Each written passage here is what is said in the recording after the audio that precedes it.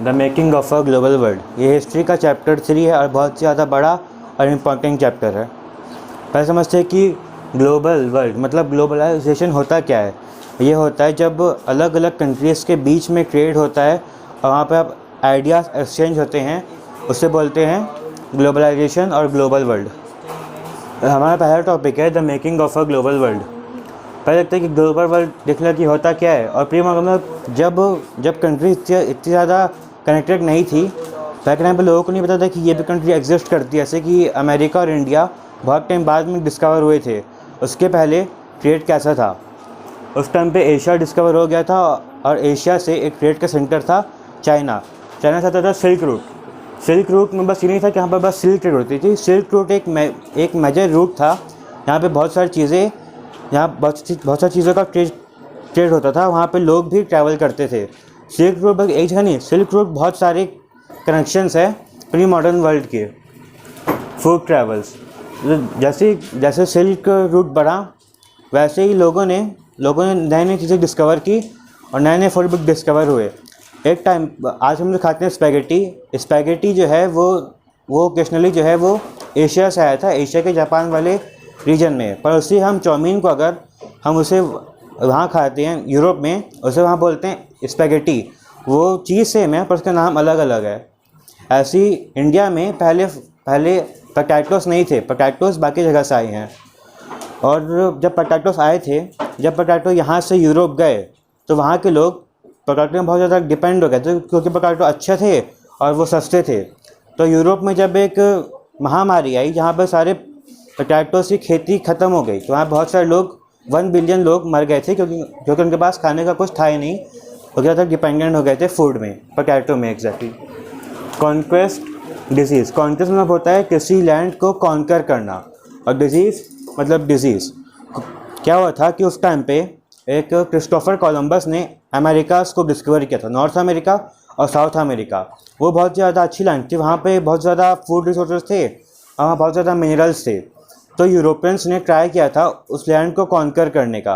उन लोगों ने उस लैंड कॉन्कर करने के लिए कुछ वेपन्स नहीं यूज़ किए, उन्होंने यूज़ की डिजीज़। वह उन लोग पहले वो अलग थे, इसलिए उनके पास स्मॉल पॉक्स की कोई वैक्सीनेशन नहीं थी और उनके बॉडी के पास स्मॉल पॉक्स की इम्यूनिटी नहीं थी। तो जब वहाँ पर जब यूरोपियंस गए तो उन्होंने वहाँ पे स्मॉल पॉक्स को फैला दिया।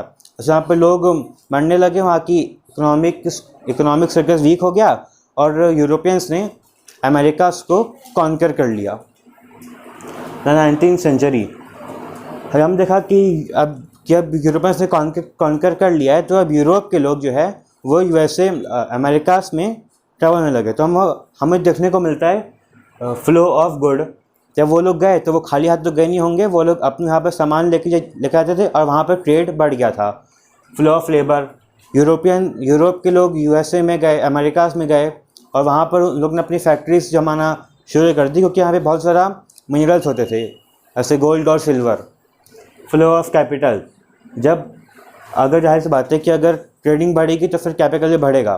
वो लोग ट्रेडिंग बढ़ती थी और कैपिटल जो है वो यहाँ से वहाँ ट्रांसफ़र होता था। World economic takes place. इस टाइम पे यूरोपियन देखा तो फिर ब्रिटेन बहुत ज़्यादा पावरफुल हो गया था, उसने अपनी इकोनॉमी जमा के रख ली थी। कॉर्न लॉ, उसके बाद पढ़ना है कि उस टाइम के पहले इंडिया और चाइना सबसे ज़्यादा अमीर कंट्रीज़ में से एक होती थी। और इसी को देखते हुए पहले यूरोपियंस ने इंडिया को कॉन्कर करना शुरू कर दिया। वो लोग इंडिया में ट्रेड पे आए थे पर उन्होंने इंडिया को कॉलोनाइज कर दिया और यहाँ पे रूल करने लग गए।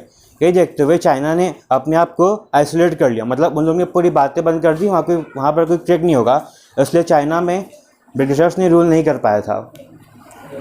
कॉर्न लॉ, ब्रिटेन में एक लॉ बना था जहाँ के जो एग्रीकल्चर्स थे उनने बोला था कि हम लोग बाहर से कोई भी खेती अब यहाँ नहीं लाएंगे, तो वहाँ पर जो खेती होगी ब्रिटेन में वो ब्रिटेन के फार्मर्स करेंगे।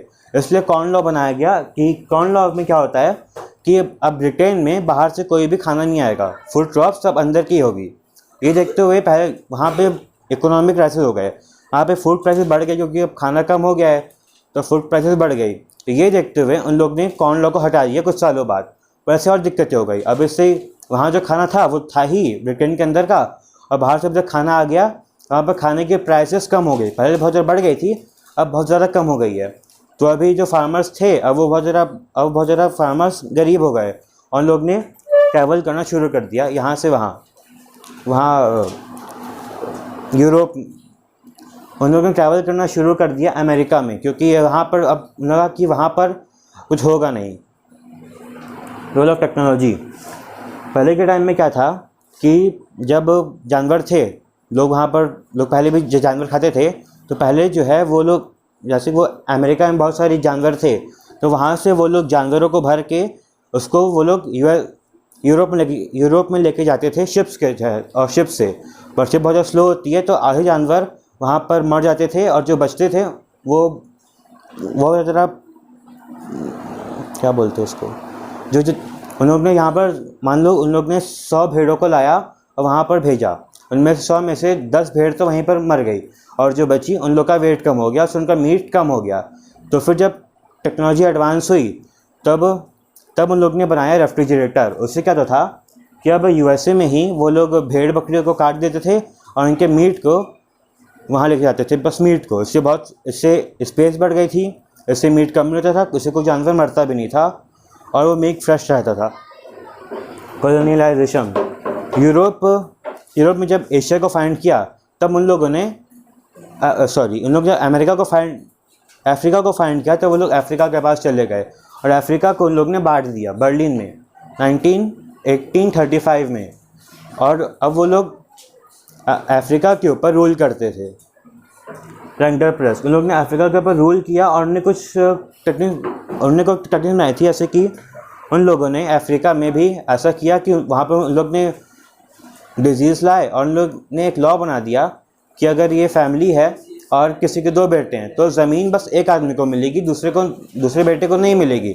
इससे क्या होगा कि अब एक के पास ज़मीन आ गई, पर जो दूसरा बचा उसको तो काम करना पड़ेगा, इसलिए वो उन लोग के अंदर मजदूरी करते थे, प्लांटेशन में और माइंस में। और जब रेंडर प्रेस आया, इसमें क्या होता था, ये एक बीमारी थी जिसमें कैटल जो है वो मर जाती थी, और इस बीमारी से अफ्रीका के 90% कैटल, जो कि वहाँ का मेन फूड सोर्स है, वो मर गए थे। और वहाँ पे बहुत सारे लोग मर गए, तो वहाँ पे उनको और ज़्यादा फ़ायदा हो गया ब्रिटेन को। Migration in India. और मैं बताया था कि ब्रिटेन वाले इंडिया में भी आए थे, तो वो लोग इंडिया में आए, तो उन लोगों ने बात किया कि इंडिया के लोग पहले से जो गरीब थे उनको बोला कि वो लोग अगर उनके लिए काम करेंगे बस 1 साल के लिए, तो उनको बहुत सारे पैसे देंगे। तो फिर जो इंडिया के लोग थे मिडिल इंडिया से, जैसे कि छत्तीसगढ़, मध्य प्रदेश और बिहार, वो लोग इन जगह से लोगों को दूसरे देशों में लेके जाते थे काम कराने के लिए। उन्हें बोला कि तुमको पैसे मिलेंगे और 1 साल तक काम करने। पर ऐसा नहीं होता था, वो लोग उनसे लाइफ टाइम काम करवाते थे और उनको बहुत कम पैसे भेजा करते थे। Break between India Britain. इस समय पे क्या हुआ था कि जब इंडिया में पहले कॉटन की बहुत ज़्यादा खेती होती थी, और इंडिया से कॉटन के कपड़े बन के बाहर के देशों में जाते थे। पर जब इंडिया कॉलोनाइज हो गया, तो फिर ब्रिटिशर्स ने इंडिया में कॉटन कपड़े की जगह इंडिया में कॉटन को ख़रीदा, और कॉटन को अपने यहाँ ले गए और अपने यहाँ उसके कपड़े बना के बाकी जगह में बेचे। इससे इंडिया की इकोनॉमिक बहुत ज़्यादा कमज़ोर हो गई। अब यहाँ पर कॉटन में नहीं था, तो यहाँ के अंदर के जो लोग थे उनका भी बिजनेस बंद हो गया कपड़े बनाने का। Inter war economy. ये टाइम है वर्ल्ड वॉर 1 का। जब वर्ल्ड वॉर 1 हुआ, उस टाइम पे क्या क्या हुआ था। वर्ल्ड वॉर 1 यूरोप में हुआ था, पर उसका असर पूरे वर्ल्ड में हुआ था, क्योंकि उस टाइम पे ब्रिटेन लड़ रहा था, और ब्रिटेन ने पूरे वर्ल्ड में अपना एम्पायर बना के रखा था, इंडिया में भी। तो जब वहाँ वर्ल्ड वॉर हुआ, तो वो इंडिया से भी सोल्जर्स को लेके जाया करता था वॉर में लड़ाने के लिए। Impact of first world war. जब वर्ल्ड वॉर 1 ख़त्म हुआ, तब वहाँ पर अलाइड फोर्सेस जीत गई थी, मतलब कि यूएसए, ब्रिटेन और फ्रांस। जब ये जीते पर इनका भी नुकसान हुआ था, क्योंकि जब वर्ल्ड वॉर 1 हो रहा था, तो फिर वो लोगों को ज़बरदस्ती ले गए थे लड़ने के लिए, और जब वो ले गए थे तो फिर उनकी जो फैक्ट्रीज थी वो उनके वाइफ या उनके मदर्स चलाया करती थी वो फैक्ट्रीज़ को। और उस टाइम पे वॉर हो रही है, तो वो लोग कपड़ों का, आर्मर्स का और वेपन्स का बढ़ गया था प्रोडक्शन। पर जैसी वॉर ख़त्म हुई, तो फिर अब अब जो थे वेपन्स उनका काम नहीं था, तो फिर जो वेपन्स थे उनको ऐसे ही छोड़ दिया गया। ऐसे करके जो वेपन्स वेस्ट हो गए और वो उनकी इकोनॉमिक जो है वो बहुत गिर गई, इकोनॉमिक्स थी। पोस्ट वॉर रिकवरी, इसके बाद फिर जो है उसके बाद पर यहाँ पे फ़ायदा हुआ था यूएसए को, क्योंकि यूएसए ने वॉर को लिए बाकी कंट्रीज़ को लोन दिया था। जब वॉर ख़त्म हुई तो उसने लोन वापस लेना शुरू कर दिया। लोन लिया तो फिर अब बाकी पूरे कंट्रीज़ में जो है बहुत ख़राब हो गई। यहाँ पर बाकी किसी कंट्री के पास पैसे नहीं है, अब पैसे है बस यूएस के पास। ज़रा ऐसे वहाँ पर जो पैसे आए तो आपने सुना होगा कि एक फोर्ड मोटर्स, तो फोर्ड मोटर्स में उसका तो जो पहला मालिक था फोर्ड मोटर्स का, हेनरी फोर्ड, उन्होंने एक बहुत अच्छा तरीका ढूंढा था कि कम लोगों से ज़्यादा काम कराने का।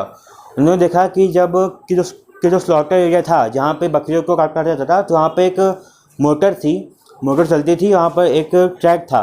उन्हें वहाँ पे जानवर को रखा, जानवर गया और कट गया। उन्होंने अपनी एक मोटर कंपनी शुरू की, यहाँ पे वो कार्स बनाते थे, और उन्होंने देखा कि उसने वो सेम मोटर का यूज़ किया कार बनाने में।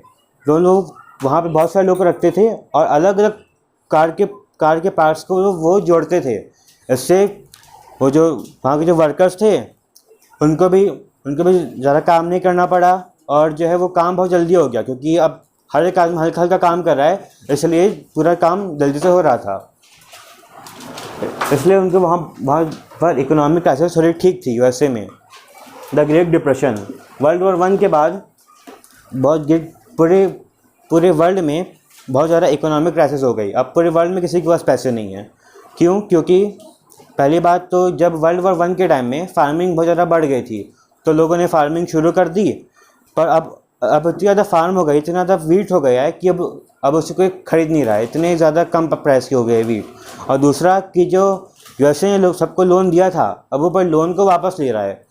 यूएसए ने देख लिया कि अब पैसे की प्राइस कम हो रही है, वीट की प्राइस कम हो रही है, तो उन्हें अपने लोन को वापस लेना ट्राई कर दिया, और अब वो लोन किसी को दे भी नहीं रहा था। इवन वो अपने कंट्री के लोगों को भी लोन देना बंद कर दिया था। इंडिया द ग्रेट डिप्रेशन, इसका असर इंडिया में भी आया था। जो इंडिया के जो फार्मर्स थे उन लोगों ने देखा कि उनकी खेती तो थी उनकी, पर उनके प्राइस कम हो गई वीट की, क्योंकि वीट बहुत सारा हो गया है। तो उन लोगों के वीट कम हो गए। इन्होंने सोचा कि पैसे कम आ रहे हैं तो वो और वीट उगाएंगे, तो वीट और बिकेगी, तो उनसे उनकी प्राइस और बढ़ जाएगी। पर ऐसा नहीं हुआ, तो वीट और हो गई तो वीट के प्राइस और कम हो गई उनकी, फिर उनका और ज़्यादा कम हो गया, पैसे वेस्ट हो गए कह सकते हैं इसमें। रीबिल्डिंग ऑफ वर्ल्ड, ये टाइम है वर्ल्ड वॉर 2 का। वर्ल्ड वॉर 1 शुरू हो गई, ख़त्म हो गई, वर्ल्ड वॉर 2 की बारी। ये टाइम तो अलग था, क्योंकि इस टाइम पे लोग बहुत ज़्यादा मरे थे, और उस टाइम पे जो लोग मरे थे वो लोग नॉर्मल पीपल थे, जो लोग वॉर में थे भी नहीं। ऐसे कि हम देखा था कि हिरोशिमा नागासाकी में, जापान में, हाँ बहुत लोग मरे थे, और वो लोग वॉर में पार्टिसिपेट भी नहीं किए थे। पोस्ट वॉर सेटलमेंट, वॉर ख़त्म होने के बाद सोवियत यूनियन, मतलब कि रशिया और यूएसए अब ये पावर्स में आ गए थे। अब यूएसए वर्ल्ड का सबसे ज़्यादा स्ट्रॉन्ग कंट्री है, और रशिया जो कि पहले बस एक एग्रीकल्चर कंट्री था, अब वो एक वर्ल्ड पावर बन चुका है।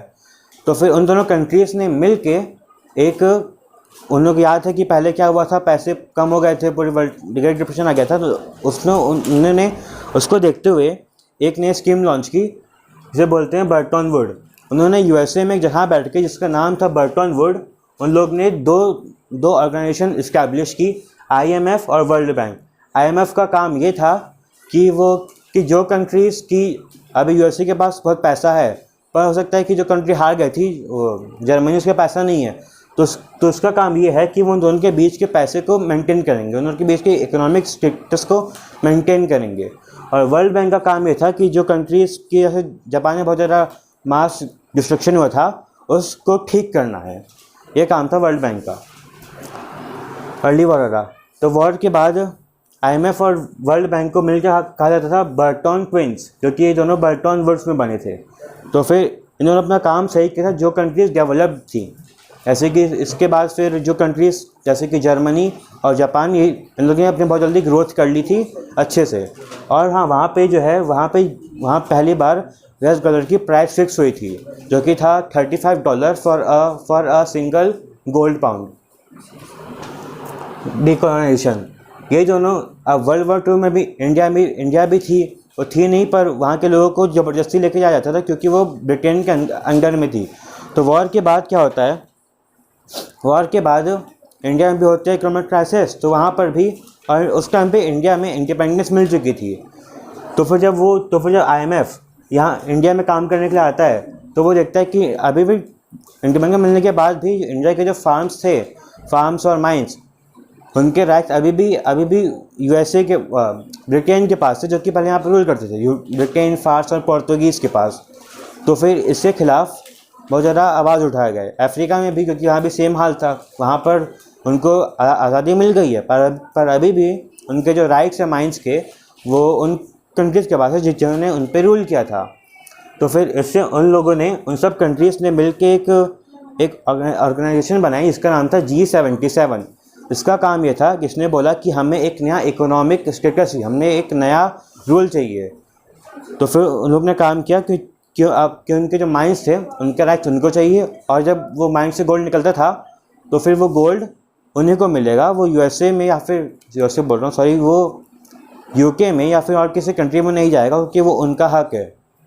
और इसी वजह से जो ये दोनों IMF है, IMF एंड हो गया, पर वर्ल्ड बैंक अभी भी चल रहा है, क्योंकि IMF का काम ये था कि पैसे को मेंटेन करना, पर जो कंट्रीज़ थी उन लोग ने इस प्लान को पूरा डिनाई कर दिया था। यहाँ पे चैप्टर ख़त्म होता है।